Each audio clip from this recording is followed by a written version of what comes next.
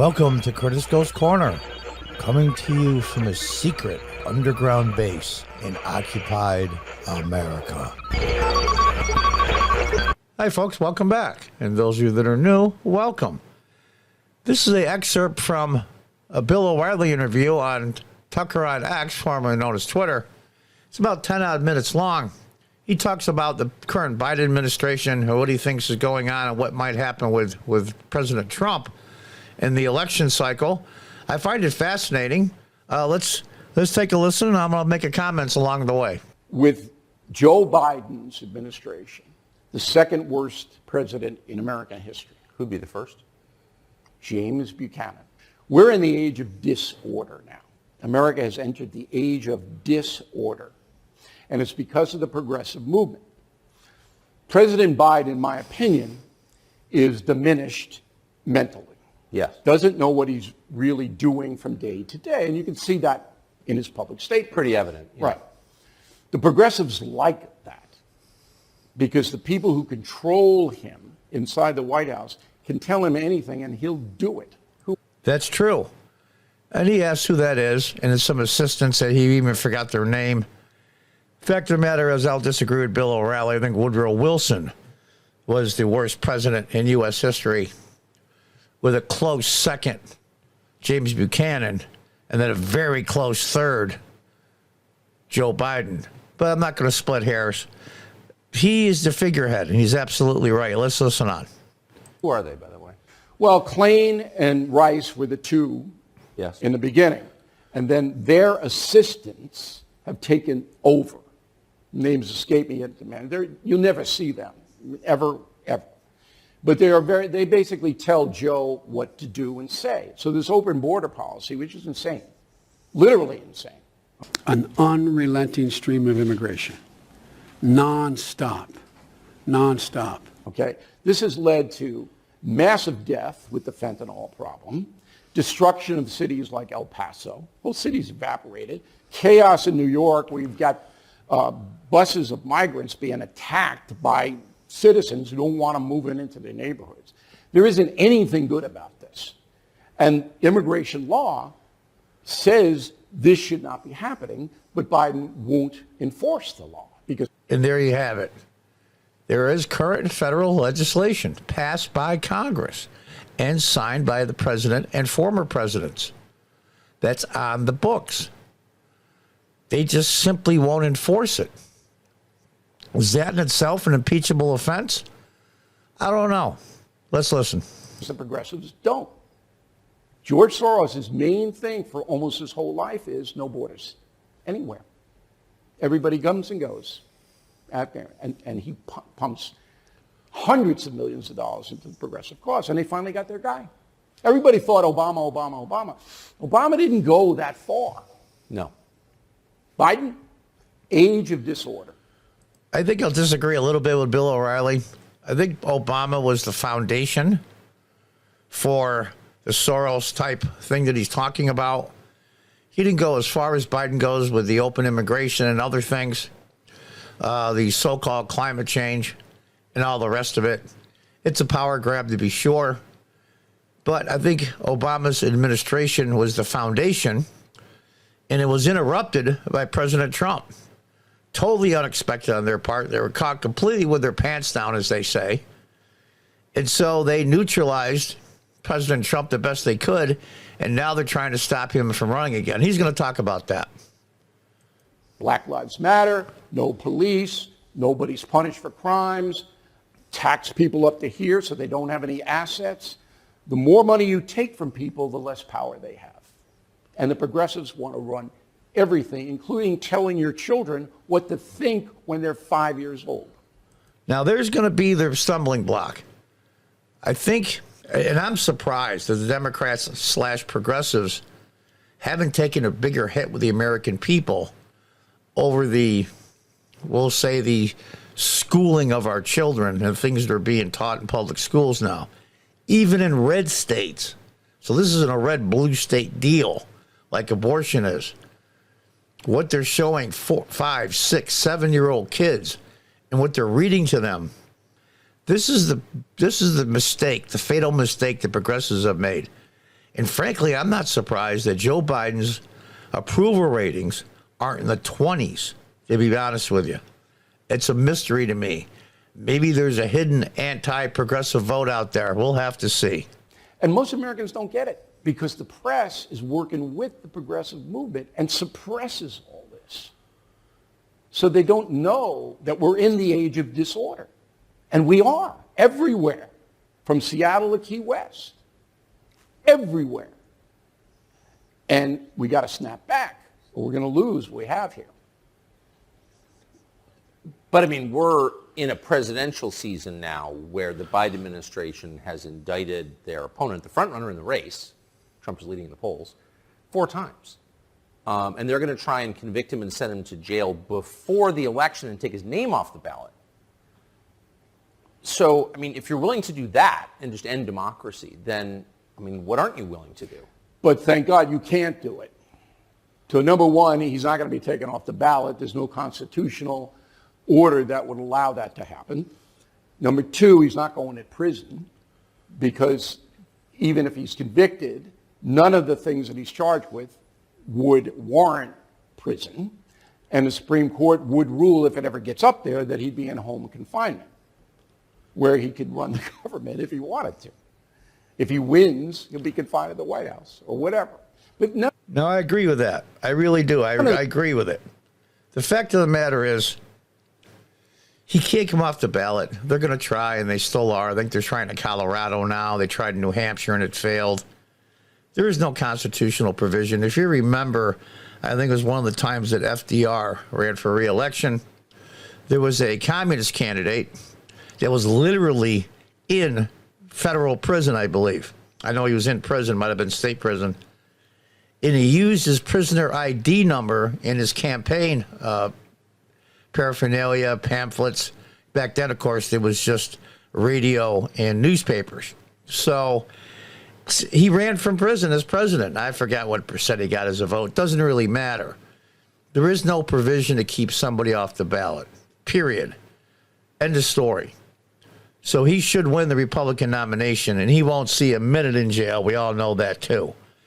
This is the most dangerous and high-stakes game of chicken in the history of the United States, maybe even the history of the world. The progressives aren't going to give up, and neither is Trump. And one of them is going to lose. That's going to happen. So the American people understand what this is.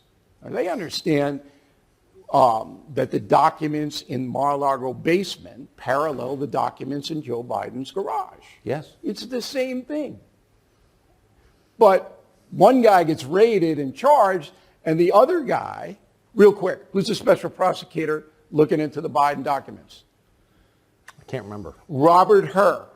No, I didn't know that either. I'm a political junkie. And that's a really good question. It's like nobody's ever heard of this guy. Why? Because he doesn't do anything. And you, a skilled newsman, don't know his name. No. You know why?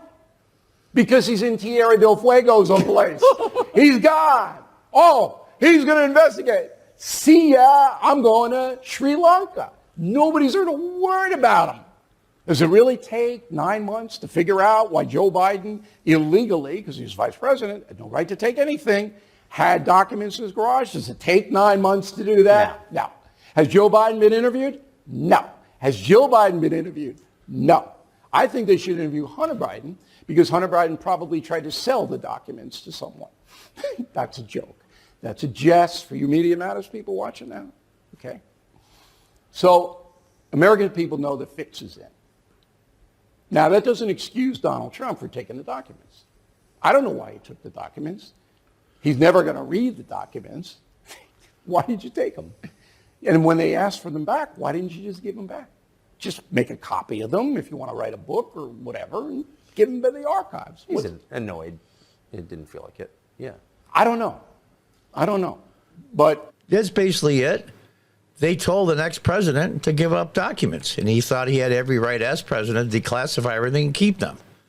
Maybe it was ego a little bit, and maybe it wasn't. That's not the point, though. Obama's had documents. Carter's had documents. Clinton's got a ton of them. Biden's got a bunch when he was vice president. One thing that the Democrats can't talk away.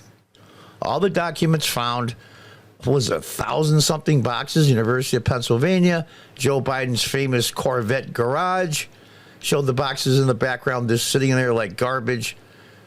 All those things were acquired when he was senator and vice president, when he had literally zero declassification authority and no authority to remove the documents, period. We can argue legally whether President Trump did or not, but he has declassification authority. Biden didn't at the time when he was senator and vice president. And no one can talk that away. And when you do mention it to Biden people, what about the stuff when he was senator and vice president? They go, what about Trump? That's not what I asked you. He committed a felony by taking them as vice president and senator, but nothing ever happens. So what happens? I mean, Trump gets elected? Trump could get elected, sure, absolutely. But the system, the entire federal bureaucracy, the biggest system in human history, has decided we're rejecting this organ. We don't want this. So, well, they decided that in 2016. yeah, exactly. And look what happened. But see, that's the diminishment. You asked about cable news earlier in the interview, and I said it's still going to be there, but it's not going to be what it was. Right. It's not going to have the influence that it had. Okay? It's the same thing with the federal government. It's going to be there.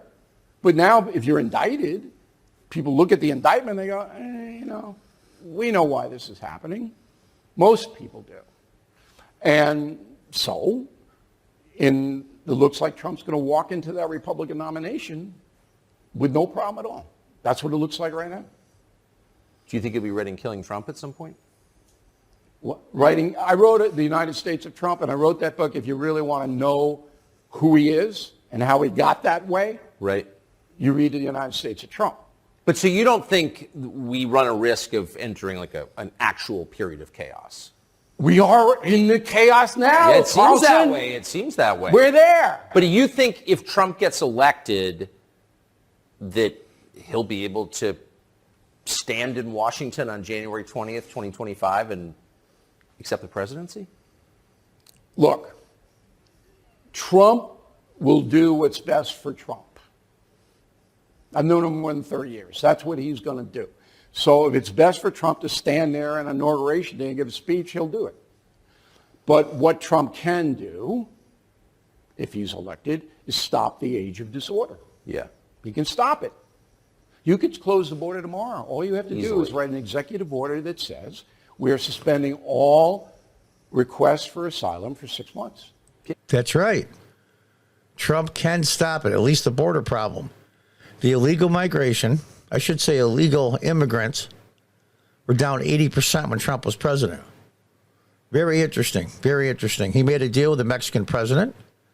He said, listen, I'm going to make the Mexican cartels, classify them as a terror organization. So we can send drones, we can send our soldiers. And the Mexican president freaked out and made a deal on tariffs, which really helped the American economy, and also put soldiers on the Mexican border with the United States and also on the Mexican border with Guatemala. Brought down illegal immigration by 80%. Just like that. Until we can get this thing under control. Put some troops down So there. we're not taking any more. We could do that tomorrow.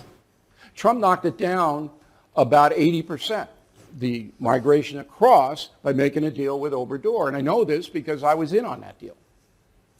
And I said that Trump, and I've never said this before, but Carlson's kind of like a hypnotist. He looks at you and you get hypnotized. So I'm going to tell you something that's interesting.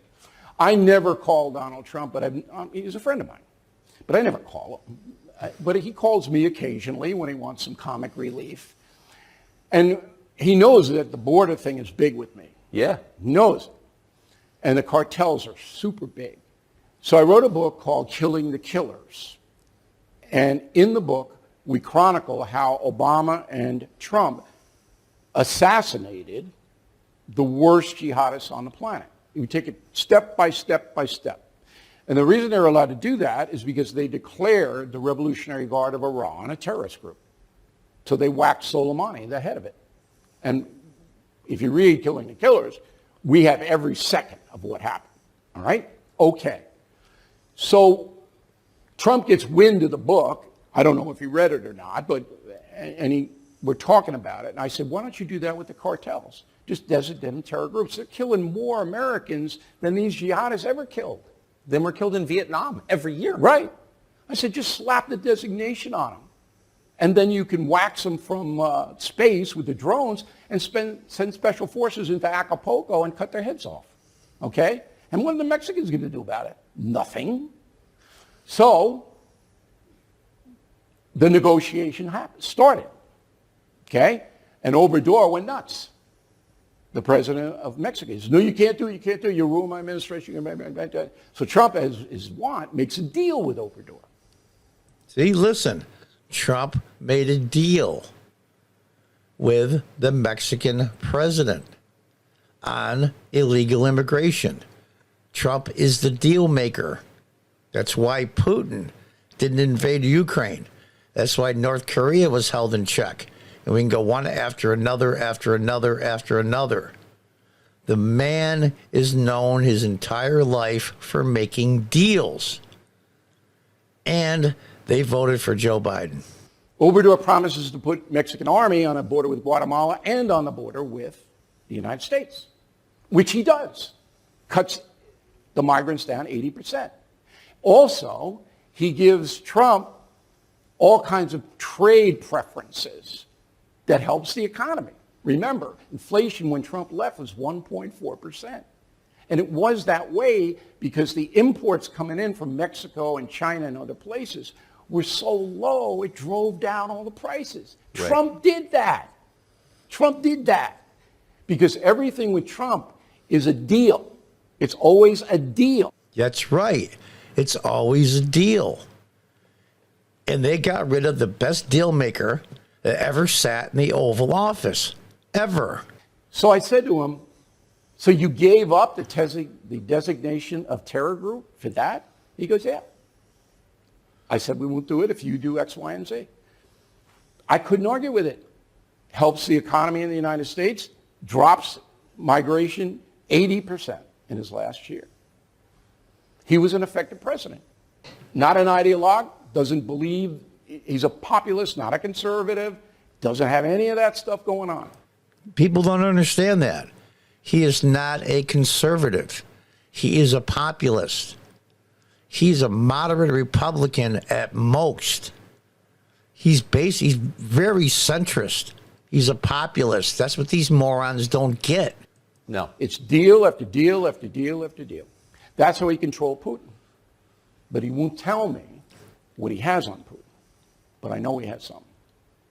Why do they hate him so much in Washington? What? Why do they hate Trump so much in Washington? Because Trump doesn't respect them. He's not in awe of them. Washington, as you know, because you live there, is all about the cocktail parties. It's all about the social invitations, mingling with the powerful, going here, going there. Cafe Milano. Oh, I had dinner with Senator so-and-so tonight. That's what. Now, I'm a big fan of the Hunger Games. Have been since they came out, the movies as well as the books. And what he's describing is very, very much like how the people in the Capitol in the Hunger Games, who have all the power and control over the rest of the country, in this case, a future United States, they act just the same. It's amazing to me. The elite of the elite mingling with powerful people, and that's how you get up. That sounds exactly like the Capitol. And the new movie, the prequel, is coming out right around my birthday in the middle of November. I'll have to go check it out. But let's listen to the rest. It's all about. Trump didn't care about those people at all. And he wasn't respectful to them. No. I mean, you know, he looked at the FBI and the CIA, and he didn't fear or respect them, and they didn't like it. That's right. They didn't fear or respect him, and they didn't like it. And there you have it. It's amazing to me. So there's a segment from Tucker on X, formerly Twitter, with Bill O'Reilly. I thought this segment was particularly interesting when he mentions Biden and Donald Trump and what he thinks is going to happen in the future. I agree with about 99% of what he said. I think the progressives / Democrats are so desperate one of these indictments, Trump's going to be found guilty, and they're going to want to incarcerate him. I think they're that desperate. Remember, this is the greatest, most dangerous game of chicken in the history of the United States. I think they will try to incarcerate President Trump. And all hell is going to break loose because they have nowhere to go. They've painted themselves into a corner. They're like the proverbial dog that chases the car. Well, what happens when the dog catches the car? He doesn't know what to do. And that's where the progressive Democrats are now. And what are the other 70% of the Democrats that are somewhat normal compared to the progressives? They're just sitting there with their heads down. They're sitting on their hands.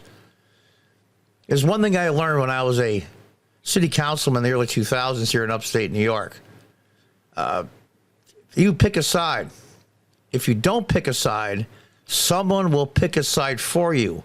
And it's very rarely the side you would have picked. Now's the time to fish or cut bait, folks. It's the way it is. Whether you want to or not, this is a decision very similar to 1860 in the election of Lincoln. I'm not saying it will cause a civil war like it did then with standing armies. What I'm saying is this is a turning point, a huge turning point. And the next year and change is going to be fascinating. And it's going to be written about for decades, if not hundreds of years. And remember, it's the victors that write the history. Tell me, what do you think of Bill O'Reilly's remarks? And what do you think he thinks Trump is going to do and not do? Until next time, God bless, goodbye, and good luck.